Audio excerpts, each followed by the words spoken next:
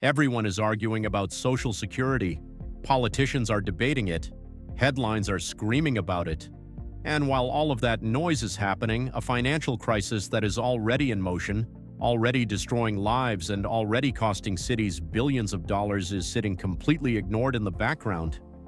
And unlike Social Security, this one doesn't need a political debate to detonate. The math has already done the damage. The clock has already run out for millions of Americans, and the people most exposed to it have absolutely no idea.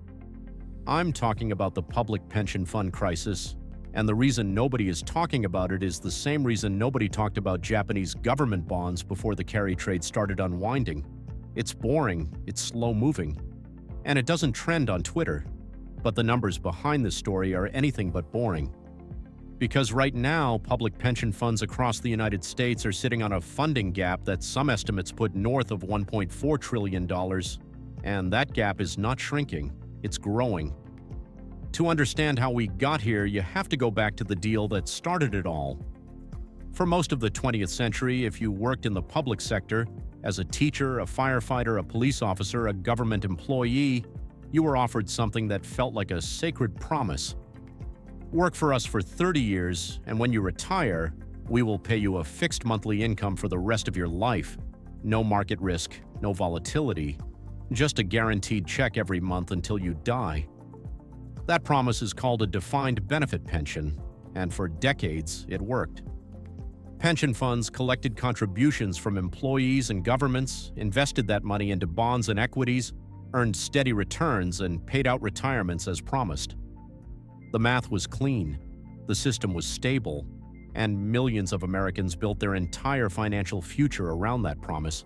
But the system had a hidden assumption buried inside it. And like every financial system that eventually breaks, it was an assumption that nobody questioned until it was too late. Meet Linda. Linda spent 33 years teaching third grade in Illinois. She never made a Wall Street salary. She drove a used Honda and packed her lunch every day because she knew the deal. She was trading high income now for guaranteed security later. Her pension was the plan, it was the entire plan, and Linda did everything right.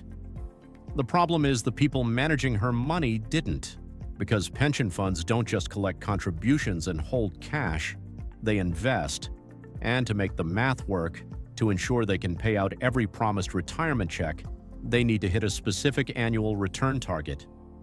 For most public pension funds in the United States, that target has historically been set at around 7 to 8% per year, every year, without fail. For a long time, that was achievable. Bonds yielded decent returns. Equities were climbing. The math held together. But then 2008 happened, and in the aftermath of the financial crisis, the Federal Reserve did what central banks do when they're desperate. They cut interest rates to zero and kept them there for over a decade. And that decision quietly broke the pension fund model. Because when interest rates collapse, bond yields collapse with them. And pension funds, which are legally required to hold significant portions of their portfolios in bonds, suddenly found themselves earning 1 or 2% on assets that needed to earn 7 or 8%. The promised return and the actual return stopped matching, and every single year that gap exists, the hole gets deeper. This is what's called an unfunded liability. It's the difference between what a pension fund has promised to pay out and what it actually has the money to pay. And right now, that number across all U.S. public pension funds is staggering. Illinois alone carries an unfunded pension liability of over $200 billion. New Jersey is sitting on a funding ratio of under 40%, meaning for every dollar it has promised retirees, it has less than 40 cents set aside to pay them. Kentucky, Connecticut, and California are not far behind. And then there's Detroit. Because Detroit isn't a warning, Detroit is the proof of concept. In 2013, Detroit became the largest municipal bankruptcy in United States history. And sitting at the center of that collapse was a pension fund crisis that had been building for decades. Retirees who had spent careers in public service had their pension checks cut. People who had done everything right got less than they were promised because the math had broken years before anyone admitted it. Detroit was not an anomaly, it was the preview. Now here is where it stops being a story about retired teachers in Illinois and starts being a story about you. Because when pension funds are underfunded, they don't just quietly disappear, they react. And the way they react has consequences for every investor, every market, and every portfolio. Underfunded pension funds are forced to chase higher returns to close the gap, which means they take on more risk. They move into private equity, leveraged assets, and illiquid investments that promise higher yields. They become desperate buyers of risk assets, and desperate buyers make markets unstable. But the more immediate threat is the opposite scenario. When pension funds can no longer chase returns and simply need to meet current obligations, they are forced to sell assets, bonds, equities, whatever they have. And when some of the largest institutional investors in the world are forced to liquidate, they don't do it quietly. Forced selling creates downward pressure on asset prices, raises yields, and tightens the very financial conditions that the Federal Reserve is trying to loosen. And just like the yen carry trade unwinding, this isn't theoretical. This is a process that is already in motion. So why isn't anyone talking about this? The same reason they weren't talking about Japan. Because the people responsible for fixing it have every incentive to delay the conversation.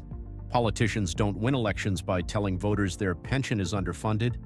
Fund managers don't keep their jobs by admitting their return assumptions were fantasy.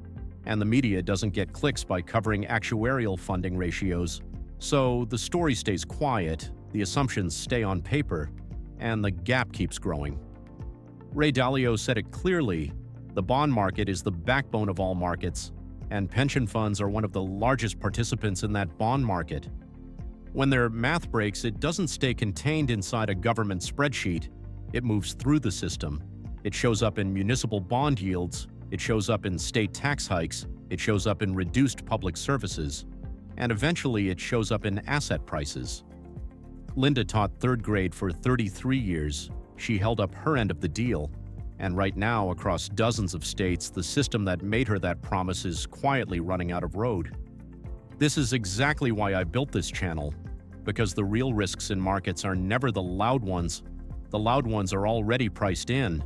The real risks are the ones hiding inside a government actuarial report that nobody reads, in a city council meeting nobody watches, and in a funding ratio that nobody bothers to Google.